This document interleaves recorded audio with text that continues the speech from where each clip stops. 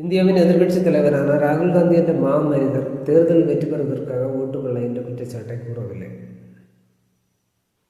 ஜனநாயகத்தின் தூணான நமது வாக்குரிமை எவ்வாறு நம்மிடமிருந்து பறிக்கப்படுகின்றது, நாடு எவ்வாறு சர்வாதிகாரத்தை நோக்கி நகர்த்தி செல்லப்படுகின்றது என்பதை நமக்கு விளக்கவே படம் போட்டு காட்டினார்.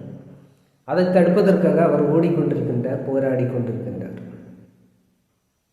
நேற்று நாம் எவ்வாறு தோற்கடிக்கப்பட்டோம், இன்று நாம் எவ்வாறு தோற்கடிக்கப்பட்டு கொண்டு இருக்கிறோம், நாளை நாம் எவ்வாறு திட்டமிட்டு தோற்கடிக்கப்பட உள்ளோம் என்பதை நமக்கு அவர் புரிய வைக்கின்றார். இக்கால நிகழ்வுகளும் அதை உண்மைப்படுத்தும் விதமாக உள்ளன.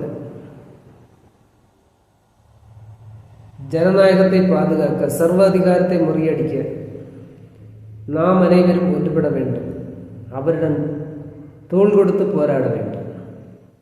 இன்று இல்லை நாளை காங்கிரஸ் மட்டுமல்ல, எதிர்கட்சிகள் மட்டுமல்ல, ஒட்டுமொத்த இந்தியாவுமே ஜனநாயகத்தை பாதுகாக்க, சர்வாதிகாரத்தை முறியடிக்க ஒன்று திறந்து போராடும்.